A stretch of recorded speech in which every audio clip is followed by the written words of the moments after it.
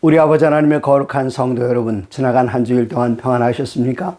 우리들은 2022년에 들어서 두 번째 기회에는 성경의 맨 처음 책인 창세기를 13번에 걸쳐서 공부하고 있습니다. 오늘은 그 마지막 시간으로 애굽에서의 이스라엘이란 제목으로 함께 말씀을 나누겠습니다. 드디어 야곱이 그 사랑하는 아들 요셉이 보낸 수레를 타고 애굽에 도착했습니다. 애굽으로 가는 그때에 하나님께서는 야곱에게 나타나셔서 이렇게 말씀하십니다. 창세기 46장 1절입니다. 이스라엘이 모든 소유를 이끌고 떠나 브엘세바에 이르러 그의 아버지 이삭의 하나님께 희생 제사를 드리니, 여기 아브라함과 이삭과 야곱의 생애는 항상 제단을 쌓고 하나님 앞에 경배하는 그런 삶을 살았습니다. 그들은 여행 중에 적절한 곳에서 하나님께 희생 제사를 드렸을 뿐만 아니라 가족끼리 아침에 모여서 아침 제단을 쌓는 것, 이것은 우리 믿음의 조상들의 하던 생활이었습니다. 그 밤에 2절, 하나님이 이상 중에 이스라엘에게 나타나 이르시되 야곱아 야곱아 하시는지라. 야곱이 이르되 내가 여기 있나이다 하며 하나님이 이르시되 나는 하나님이라. 내 아버지 하나님이니 애굽으로 내려가기를 두려워하지 말라. 내가 거기서 너로 큰 민족을 이루리라.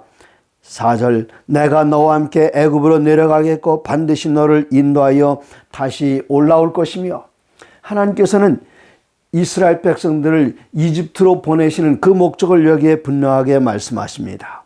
내가 거기서 너로 큰 민족을 이루게 하리라. 아브라함이 비록 가나안 땅에 정착했습니다마는 가나안 땅의 그 잡다한 이방신들 그리고 우상 숭배한 그 일들로 인해서 하나님의 택하신 백성들마저도 우상 숭배와 이방신에게 압도당할 수밖에 없는 그런 분위기였습니다.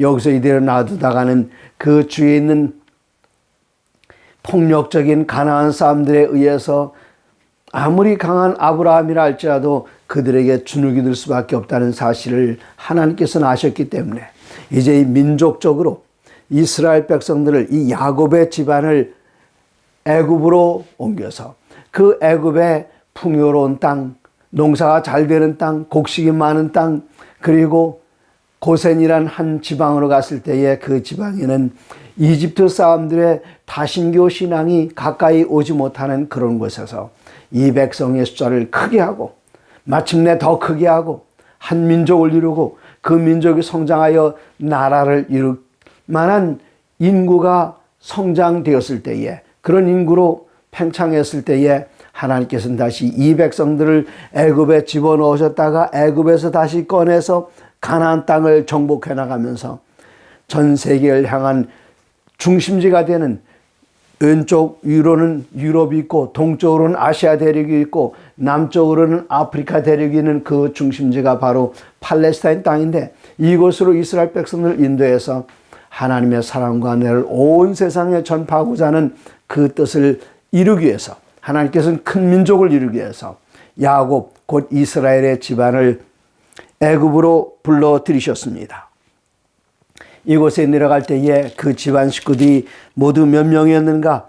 여기 르우벤으로부터 시작해서 베냐민에 이르기까지 그 집안의 모든 식구들이, 창세기 46장 27절에는 애굽에서 요셉이 낳은 이들은 2명이니 야곱의 집 사람으로 애굽에 이른 자가 모두 70명이었더라. 모두 70명. 적은 가족이 아니었습니다. 어디 70명만 있었겠습니까? 그들을 따르는 수많은 목자들이 있는 것을 생각하게 되면은 아마 제가 생각하기에는 글쎄요, 한 몇백 명은 되지 않겠나 그렇게 생각이 됩니다. 그런 계산이 어떻게 나오는가 하면 아브라함이 혼자 있을 때만 해도 그 집안에 300명의 군사가 있었고, 또 아브라함의 아들 에서가 이삭, 그리고 이삭의 두 아들들 가운데 형이 에서가 동생 야곱을 맞으러 나올 때에 400명의 군대를 이끌고 나왔던 것을 생각한다면 야곱의 집안 식구들 70명 그리고 수많은 목자들이 함께 이곳에 이동을 했을 것이 분명합니다. 이제 이스라엘 그 모든 가족이 이집트에 이르렀을 때에 요셉이 형들에게 이야기합니다. 우리가 바로를 만나게 될 텐데 바로에게 이야기하기를 우리는 양치는 사람들입니다. 목축업을 하는 사람입니다. 이것을 반드시 이야기하십시오. 왜 그런가 하면 이스라엘 백성들이 애굽 땅에 갔을 때에 애굽 문명에 접하게 되면 금방 타락할 수밖에 없습니다. 금방 우상 숭배에 빠질 수밖에 없습니다. 이방신에 빠질 수밖에 없습니다. 그러므로 야곱의 집안 사람들은 애굽 사람들로부터 분리되어 있을 필요가 있습니다. 아주 좋은 땅이 있습니다. 국경선 쪽에 고센이란 땅은 풀도 많고 양들 치기에 참 좋고 이곳은 애굽 사람들과 떨어져 있기 때문에 애굽 사람들의 문화나 종교가 가까이 할 수 없이 이곳에서 여호와 하나님을 섬기는 신앙을 잘 갖고 나갈 수 있는 그런 장소였습니다. 그러므로 여기 바로는 특별히 이집트 사람들은 목축업을 별로 그렇게 환영하지 않았고 가증하게 여겼기 때문에 떨어져 사는 것입니다. 요셉이 말하는 것을 그의 형들이 잘 들었습니다. 47장입니다. 1절 요셉이 바로에게 가서 과이르되 내 아버지와 내 형들과 그들의 양과 소와 모든 소유가 가나안 땅에서 와서 고센 땅에 있나이다 하고 그의 형들 중 5을 택하여 바로에게 보이니 왜 5이었을까요? 5인 이유는 형제들이 모두 11명의 형제들이 있는데 그 가운데서 5명을 선택한 이유는 우리들은 보통 7이라는 숫자를 좋아합니다. 이스라엘 사람들은 12라는 숫자를 또 좋아합니다. 그런데 5이라는 숫자는 이집트 사람들이 좋아하는 숫자입니다. 그러므로 그 전에 형제들이 도착했을 때에 형제들을 식탁에 환영을 열면서 11명의 형제들을 르우벤으로부터 시작해서 맨 마지막 베냐민에 이르기까지 차례로 놓았을 때에 그 요셉의 바로 오른쪽에는 베냐민이 앉게 했고 베냐민에게는 음식을 주는데 다른 형제들보다 5배나 더 많이 주었더라. 그래 5은 이집트 사람들이 좋아하는 숫자이기 때문에 이 12명의 형제들이 다 우르르 몰려가는 것이 아니라 그 중에 5명의 형제들을 선택해서 바로를 만나러 갔습니다. 이때 바로가 요셉의 형들에게 물었습니다. 너희들의 생업이 무엇이냐? 그들이 바로에게 대답하되 종들은 목자이온데 우리와 선조가 다 그렇습니다. 이렇게 해서 바로로부터 고센 땅으로 가라는 허락을 받게 됩니다. 그 이야기를 들었을 때에 바로는 자기에게도 가축들이 있었습니다. 그래서 너희들 중에 유능한 사람이 있으면은 너희들의 가축을 돌볼 때에 우리들의 가축도 내 가축도 함께 돌봐달라고 그렇게 특별하게 돼서 왕실 목축장을 고센 땅에 가지고 있게 되었습니다. 그리고 나중에 요셉이 아버지 야곱을 바로에게 소개합니다. 7절입니다. 요셉이 자기 아버지 야곱을 인도하여 바로 앞에 서게 하니 바로 앞에 서게 하니 할 때 이 표현은 제사장들이 사람들 앞에서 그들의 신에게 제사를 지내려고 할 때에 사용하는 표현입니다. 여기에 바로가 있고 바로는 애굽의 모든 제사장들 중에 우두머리입니다. 그 우두머리 앞에 누가 섰는가? 야곱이 섰습니다. 야곱이 바로 앞에 서게 하니 이 표현은 야곱이 제사장으로서 바로 앞에 서게 되었다 그런 뜻입니다. 그러면은 애굽에는 모든 제사장들의 우두머리인 그 제사장 앞에 선 것은 누가 제사장이 되느냐? 이번에는 야곱이 제사장이 되어서 7절 요셉이 자기 아버지 앞에서 아버지 야곱을 인도하여 바로 앞에 서게 하니 야곱이 바로에게 축복하며 축복은 누가 하는 것인가? 복을 빌어주는 사람은 나보다 나이 많은 사람, 나보다 더 영적 지위에 있어서 앞서 있는 사람, 그런 사람들이 아래 사람들을 위해서 복을 빌어줍니다. 그러므로 예배가 마칠 때에 우리들은 지금도 맨 마지막 축도를 드리게 되는데 그 축도는 일반적으로 거기에는 모든 분들 가운데 연장자가 하거나 아니면은 그들의 지위가 영적인 리더십을 가진 분이 앞에 나가서 아버지와 아들과 성령의 이름으로 축복을 하는 것 우리들은 안식일 날마다 하지 않습니까? 그래서 이런 그 축도는 대부분의 경우에 있어서 젊은이들에게 맡기지 않고 이곳에 중에 가장 연장자에게 맡기거나 장로님들에게 맡기거나 아니면 그 교회 담임 목사가 축도를 하도록 되어 있습니다. 근데 우리 합회의 행사들 보면은 맨 마지막 기도는 항상 누가 드리십니까? 네. 시작하는 기도는 제무가 하거나 또 마칠 때에 축도는 총무가 하거나 그렇게 하는데 우리가 성경적인 예를 따르거나 모본을 따른다면 그런 경우에 합회장이 하는 것이 더 경우에 맞지 않나, 이것은 제가 그렇게 생각을 해봅니다. 야곱이 바로에게 축복의 복을 빌어줬습니다.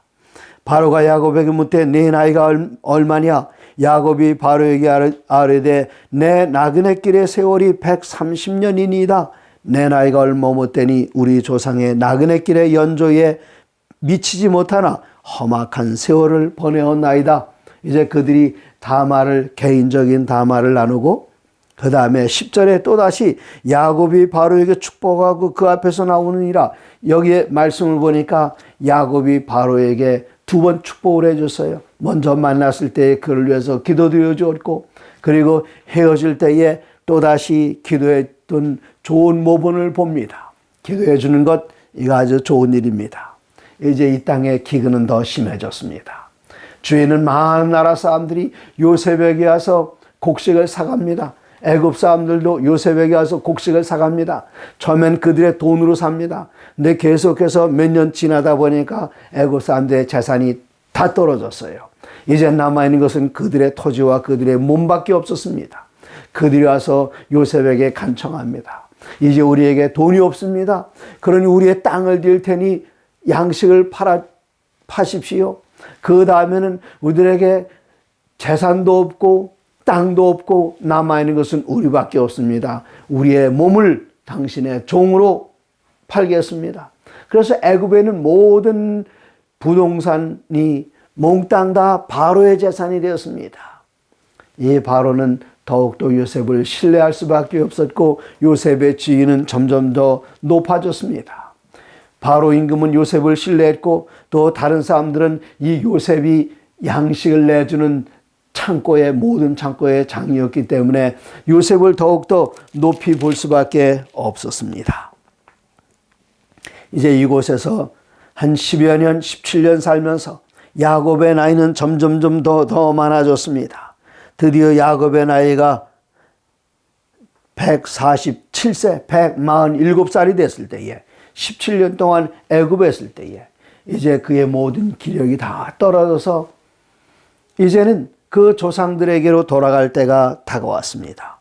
이때 47장 29절 이스라엘이 죽을 날이 가까우매 그의 아들 요셉을 불러 그에게 이르되 이제 내가 네게 은혜를 입었거든 청하노니 네 손을 내 허벅지 아래에 놓고 이 허벅지 아래에 넣는다. 이것은 이스라엘 백성들이 서약할 때에 자주 사용하는 표현이었습니다. 내 허벅지 아래에 놓고 인애와 성실함으로 내게 행하여 꼭 약속 하나 받아낼겠습니다. 애굽에 나를 장사하지 아니하도록 하라. 그럼 어디로 갑니까? 우리 조상들이 우리의 아버지 이삭이 묻혀있는 곳에 우리의 할아버지 아브라함이 묻혀있는 곳에 나를 그곳에 하나님께서 약속하신 땅 가나안 땅으로 나를 데려가 그곳에 묻어달라고 했습니다. 요셉이 그렇게 하겠다고 약속했습니다. 이때 이러한 소식을 들을 때에 아버지의 임종이 가까운 소식을 들었을 때 요셉은 두 아들들을 야곱에게 데려가서 야곱에게 축복 기도를 부탁을 드렸습니다. 보면은 야곱의 12아들들 가운데 야곱으로부터 축복 기도를 받았던 손자들은 요셉의 아들들밖에 없었습니다. 왜 그랬을까요? 왜 그런가 하면 역대하 5장 1절에는 이런 말씀이 있습니다. 역대하 5장 1절 이스라엘의 장자 르우벤의 아들들은 이러하니라. 르우벤은 장자라도 그의 아버지의 침상을 더럽혔으므로 장자의 명분이 이스라엘의 아들 요셉의 자손에게로 돌아가서 족보의 장자의 명분대로 기록하지 못하였느니라. 큰형 르우벤이 장자로 기록된 것이 아니라 다시 2절 유다는 형제보다 뛰어나고 주권자가 유다에서 났으나 장자의 명분은 요셉에게 있느니라.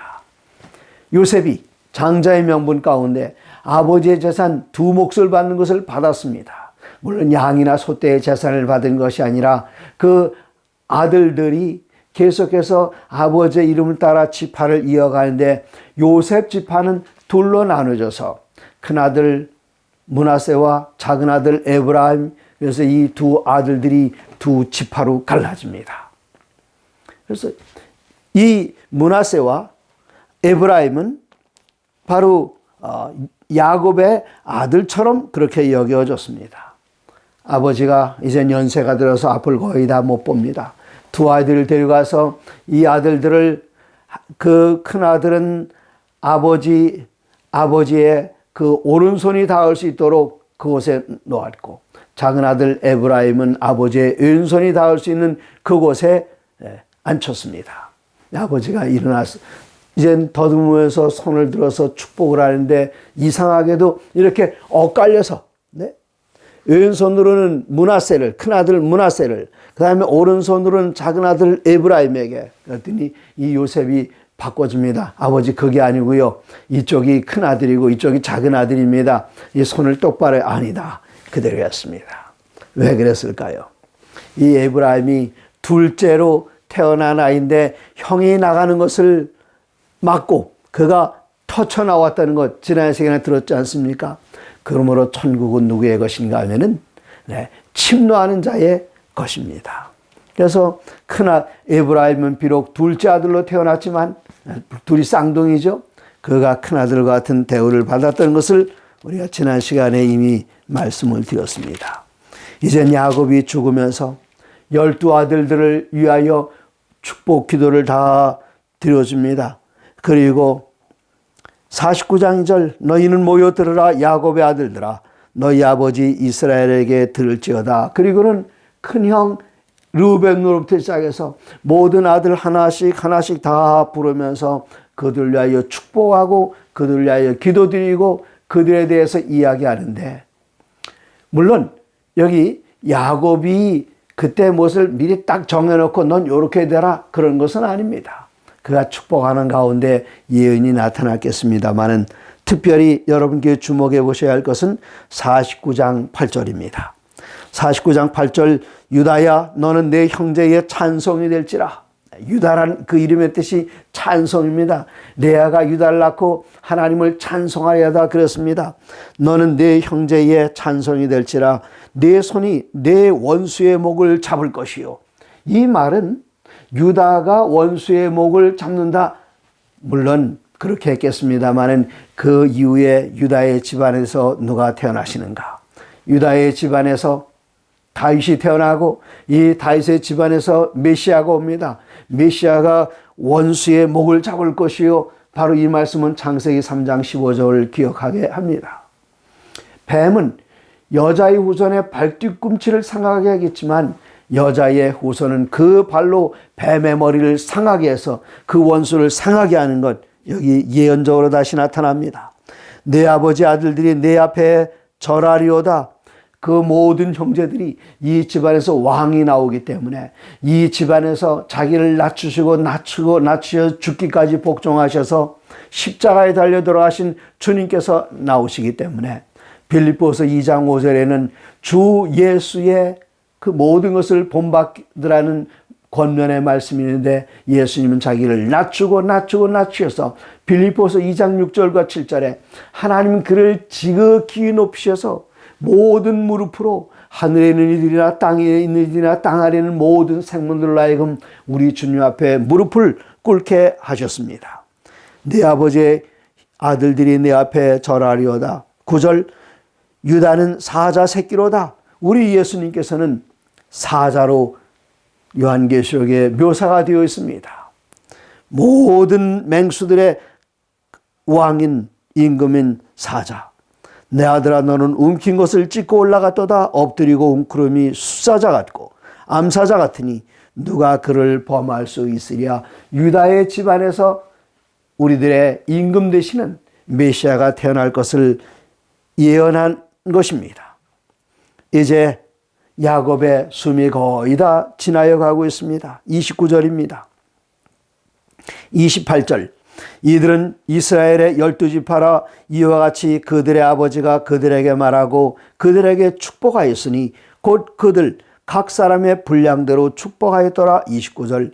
그가 그들에게 명하이르되 내가 내 조상들에게로 돌아가리니 나를 햇사람 에브론의 밭에 있는 굴에 우리 선조와 함께 장사하라. 햇사람 그 밭 헤브론에는 그 밭에다가 나를 장사하라. 여기에는 누가 묻혀 있습니까? 30절에 보시면은 끝부분에 그의 매장지를 삼았으므로 아브라함이 31절 아브라함과 그의 아내 사라가 거기 장사되었고 이삭과 그의 아내가 거기에 장사되었고 거기 또 한 사람 중요한 사람이 장사되어 있습니다. 누구였을까요? 그 사람이 야곱에게 4명의 아내들이 있었는데 그가 가장 사랑했던 라헬의 무덤이 거기 있지 않았습니다. 라헬의 무덤은 베들레헴 가는 길에 묻혀 있습니다. 그러면 여기 누가 묻혀 있는가? 나도 레아를 그곳에 장사하였노라. 여기 4명의 아내들 가운데 레아가 왜 그렇습니까? 우리가 이미 살펴본 대로 라헬은 인간의 사랑을 많이 받았지만 레아는 하나님의 사랑을 받은 여자였습니다. 그가 아들을 낳을 때마다 그 이름을 붙여주는 그 이름들을 하나씩 보면 얼마나 신앙적이었는지를 알게 됩니다. 레아는 사람의 사랑보다 하나님의 사랑을 더 많이 간구했던 그런 여인이었습니다. 마침내 야곱이 무덤에 들어가서 합장했는지 아닌지는 모르겠습니다만은 같은 그 굴혈에 그의 첫 번째 아내 레아와 함께 묻히게 되었던 사실을 우리는 이 말씀을 통해서 볼 수 있습니다. 이제 아버지가 돌아가셨어요. 장사를 지냅니다. 바로에게 허락을 받습니다. 여기에 아이들과 가축만 남겨놓고 야곱의 모든 그 자손들이 다 가나안으로 가서 아버지를 위하여 장사를 지냅니다. 아버지가 이렇게 장사 지내서 돌아가셨을 때 이제 이 집안에 걱정하는 일들이 생겼습니다. 누구였을까요? 요셉의 10명의 형들이 근심이 찼습니다. 아버지께서 살아계실 때는 우리를 이 아우가 잘 대해줬지만 아버지께서 돌아가셨으니 이 아우 요셉이 우리를 어떻게 하지 않을까 그 근심이 가득해서 50장 18절에 그의 형들이 또 친히 와서 요셉의 앞에 엎드려 이르되 우리는 당신의 종들입니다. 17절 너희는 그의 아버지의 유언을 전달합니다. 너희는 이같이 요셉에게 이르라 내 형들이 내게 악을 행하였을지라도 이제 바라건대 그들의 허물과 죄를 용서하라 하셨나니 당신 아버지 하나님의 종들은 우리 죄를 이제 용서하소서 하매 요셉이 그에게 하는 말을 들을 때에 울었더라. 아니 그때 다 끝난 건데 아직도 그것을 마음 가운데 두고 근심하고 있는 두려워하고 있는 형들을 생각할 때 마음이 아팠습니다. 그 얘기를 들을 때 울었습니다. 그리고는 이 요셉이 이제 마지막으로 선언합니다.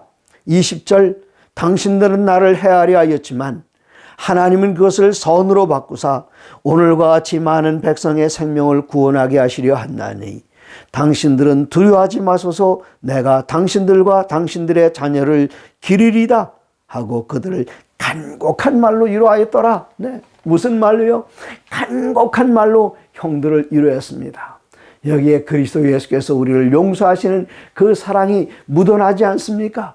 그런데 우리는 때때로 모든 죄를 다 용서받았지만 어떤 연약함이 드러날 때마다 그것을 인해서 슬퍼하고 걱정합니다. 그 좋은 태도입니다. 자기의 죄를 인해서 슬퍼하는 것 중요합니다. 그러나 더 중요한 것은 우리 주님께서 우리들이 믿습니다. 용서해 주시옵소서 그 말 한마디에 믿음을 표현할 때에 우리 주님께서는 과거의 모든 죄는 다 돌아다 보지 아니하시고 완전히 용서하시는 주님이십니다. 그러한 예를 여기 요셉의 태도에서 볼 수 있습니다. 이젠 요셉도 나이가 많아졌습니다. 요셉의 나이가 110살이 됐습니다. 이제 그는 에브라임의 자녀들은 에브라임의 그 아들, 그 다음에 손자, 그리고 증손까지 봤습니다. 자손 3대를 보았고 또 므낫세의 아들들도 여러 아들들을 낳는데 그 스라에서 요셉의 스라에서 아들을 길러냈습니다. 이제는 요셉도 임종할 때가 됐습니다. 25절 요셉이 또 이스라엘 자손에게 맹세시켜 이르기를 하나님이 반드시 당신들을 돌보시리니 당신들은 여기서 내 해골을 메고 올라가겠다 하라 하였더라. 네. 나는 비록 이집트의 총리 대신이지만 아버지께서 그 몸을 저 가나안 땅에 묻은 것처럼 저도 약속의 땅 가나안에 묻히길 원합니다. 제가 죽은 다음에 여기 애굽에 묻지 말아 주십시오. 나중에 모세가 출애굽할 때에 유고를 들고 가죠. 요셉의 유고를 가나안 땅으로 들고 가는 그 이야기를 우리들은 출애굽기에서 읽을 수 있습니다. 이제 오늘 창세기를 마치면서 이 창세기의 중요한 인물들 몇 분들을 살펴봤으면 합니다. 창세기에서 가장 중요한 인물은 누구일까요? 물론 하나님이십니다. 창세기 1장의 엘로힘 하나님, 아주 엄청나게 위대하시고 광대무변하신 하나님, 그분을 표현할 때 엘로힘. 그리고 창세기 이제 2장에 들어가면서 엘로힘 하나님의 칭호가 하나 다시 새롭게 등장하는데 그것은 여호와라는 칭호입니다. 여호와. 엘로힘 할 때는 하나님께서 말씀으로 온 우주를 창조하시지만 여호와라는 이름이 사용될 때는 언제였는가 하면은 사람을 만드실 때 하나님께 친히 흙을 취하셔서 사람의 모양을 빚으시고 엎드리셔서 그 코에 생기를 불어넣으실 때에 그때 우리 아주 밀접한 하나님을 여호와 하나님이라고 표현했습니다. 이 창세기에는 하나님이란 표현과 여호와라는 표현이 서로 섞이면서 사용되는데 하나님이란 그 능력의 하나님이란 이름은 더 많이 등장하고 있습니다. 여기에 사람들 가운데 중요한 인물, 가장 중요한 인물이 누구일까요? 그럼 여러분 얼른 아브라함이라고 생각하시겠습니다만은 아니죠. 바로 아담입니다. 아담에게서부터 모든 인류가 시작되지 않았습니까? 여기 이제 아담이 중요하고 그 다음에 노아가 중요하고 그 다음에 아브라함, 이삭, 야곱 이러한 인물들이 등장하는데 아담이 했던 일들 가운데 가장 잘한 일이 무엇인가? 아담이 잘한 일, 물론 자녀들을 퍼뜨리는 일 잘했습니다만은 그가 가장 잘한 일은 하와가 비록 실수했고 선악과를 따먹었지만 그 선악과를 줄 때에 이때 아담이 선악과를 거절했다면 여러분과 저는 이 세상에 없을 수도 있습니다. 그리고 아담이 선악과를 거절했다면 하와는 영원히 죽임을 당하게 되었을 것입니다. 그러나 그는 평화의 의논을 알았기 때문에 하와와 함께 자기의 생명을 내던짐으로 하와의 생명을 건져내게 된 것은 그 하와를 통해서 여자의 후손 곧 메시아가 오시기 때문입니다. 그래서 사도 바울은 고린도전서 15장에 예수님을 가리켜 둘째 아담이라 나중에 나온 아담이라 그렇게 이야기했습니다. 그 다음에 중요한 인물은 노아입니다. 이 노아는 믿음의 사람이었습니다. 완전한 사람이고 의인이라 그랬습니다. 그러나 나중에 보니까 그가 홍수가 끝났을 때 술을 마시고 벌거벗었지 않습니까? 그런 분을 가리켜 의인이다 완전하다 했는데 그 인간의 연약함을 보고 의인이다 완전하다는 것이 아니라 하나님께서 한마디 말씀하실 때에 앞으로 비가 내릴 것이다. 그 말씀을 그가 믿었습니다. 120년 동안 하나님께서 매일같이 비 내린다 비 내린다 그렇게 말씀하지 않으셨어요. 그럴지라도 그는 그것을 믿고 자기에는 모든 재산을 다 들여서 방주를 짓고 마침내 죄로 인하여 수많은 사람들이 홍수에 휩쓸려 죽었지만 하나님의 약속을 믿은 사람 8사람이 구원을 받게 됐습니다. 거기서 다시 인류가 시작이 됩니다. 그 다음에 중요한 인물은 아브라함입니다. 아브라함의 가장 탁월한 결정은 무엇입니까? 그는 하나님께서 내 조상의 땅을 떠나서 내가 지시할 땅으로 가라 할 때에 그는 담대하게 나갔습니다. 어딘지 갈 바를 알지 못하고 나갔습니다. 하나님께서 한 발자국씩 인도하시는 그 걸음을 따라 나간 그 믿음의 사람. 그가 100살이 될 때까지 아이가 없었어요. 그러나 하나님께서는 봐라 하늘의 별처럼 내 자손을 많게 하겠다. 그때 아브라함이 그것을 믿었습니다. 하늘에 별처럼 자식이 많이 태어나겠다. 그러나 그 가운데 약속의 씨, 곧 메시아가 이 세상에 오실 것을 믿었던 그 믿음을 하나님께서는 의로 여겨주셨습니다. 그 다음에 이삭이 지나갑니다. 그 다음에 야곱입니다. 그 야곱은 둘째 아들입니다. 그러나 그는 가장 사모했던 것, 장자의 명분, 형이 받아야 할 두 몫의 재산, 그것을 탐냈던 것이 아니라 메시아의 조상이 되는 그것을 탐냈기 때문에 하나님께서는 그를 귀하게 여기시고 마침내 아브라함과 이삭과 야곱의 하나님으로 불리는 믿음의 조상의 명단 가운데 놓았습니다. 그가 비록 형을 속이고 아버지를 속이고 하나님께서 첫째에서 둘째 야곱 이렇게 정하시지만 그것을 하나님께 정하신 순서까지 바꾸려고도 애썼지만 천국은 침노하는 자의 것입니다. 마침내 에서가 아닌 야곱이 메시아의 조상이 되었습니다. 그 다음에 중요한 인물은 유다입니다. 그 유다는 참으로 큰 실수를 했어요. 그가 다른 지역에 갔을 때에 창녀에게 찾아갔습니다. 그러나 그는 창녀가 아니었습니다. 이때 중요한 역할을 한 그 여인이 바로 다말이었습니다. 다말이 시아버지로부터 아들을 갖게 되었지만 그때 유다는 자기 자신의 연약함과 죄됨을 고백했습니다. 그리고 다말을 칭찬해 줬습니다. 너는 나보다 의롭다. 다말이 의로운 것 무엇입니까? 지난 시간에 강조해서 말씀드렸습니다마는 그는 메시아의 조상이 되고자 마음 가운데 간절히 소망하면서 그 힘들고 어려운 일을 성취해냈습니다. 마침내 그를 통해서 메시아가 이후에 태어나게 됩니다. 그리고 마지막으로 요셉의 이야기입니다. 이 요셉이 17살에 팔려갈 때에 그는 하나님을 원망하지 않았습니다. 그는 자기가 주어진 환경을 그대로 받아들이면서 어디에서든지 어려서 집에서 배운 하나님의 사랑, 그 하나님을 공경하는 것, 두려워하는 것을 드러내는 것을 그가 부끄러워하지 않았기 때문에 그가 가는 곳마다 주위에 있는 사람들이 복을 받았습니다.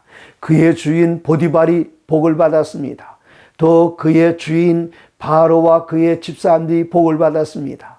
그리고 하나님께서는 여러 명의 아들들 가운데 요셉을 믿으셨기 때문에 나중에 이 민족을 애굽에서 구원받도록 그들이 가나안 땅에 그들이 있으면 흉년에 다 죽을 수밖에 없었지만 먼저 요셉을 보내셨고 요셉은 그의 신실함을 통해서 그의 주인의 처가 그를 눈짓하며 유혹했을지라도 내가 어찌 이 큰 악을 행하여 하나님께 득죄하리까? 결국 그 일로 말미암아 감옥에 가게 되었고 감옥에 갔기 때문에 술 맡은 관원장을 만나게 되었고 술 맡은 관원장을 만났기 때문에 바로의 꿈을 해몽하도록 소개 되었고 마침내 그가 재상이 되었고 총리 대신이 되었고 그 위치에 있었기 때문에 그의 사랑하는 가족들을 불러들일 수 있었고 그 가족들을 불러들일 수 있었기 때문에 이집트에서 큰 민족을 이루었습니다. 바로 이 이야기가 창세기의 이야기입니다. 그러나 창세기 50장을 읽으면서 48장, 49장, 50장을 읽으면서 비록 이집트에 가서 살다가 그들의 생명이 다했지만 그들은 죽은 다음에도 그들의 가야 할 고향은 하나님께서 약속하신 땅 가나안 땅이라는 사실을 알고 야곱이 유언합니다. 나를 가나안 땅에 묻어다오. 또 요셉이 유언합니다. 나를 가나안 땅에 묻어다오. 우리는 이 세상에 살면서 이제 멀지 않아 곧 오시게 될 예수님의 재림을 맞이하게 될 사람들입니다. 그러나 예수님의 재림을 맞이하기 전에 하나님께서 우리를 쉬도록 깊은 잠에 들도록 허락하신다 할지라도 우리의 소원은 저 영원한 하늘 가나안 땅입니다. 여러분, 창세기가 주는 교훈을 마음 가운데 두시면서 하나님의 모든 말씀으로 사시다가 우리 주님 오시는 그날 저 영원한 하늘 그 이전에 우리가 잠든다 할지라도 야곱과 요셉처럼 우리는 이 땅에 영원히 묻힐 사람들이 아니라 우리들은 부활하여 하늘 가나안을 향할 사람이라는 것을 마음 가운데 굳게 믿으시고 믿음으로 전진하시는 거룩한 성도 되시기를 간절히 바랍니다.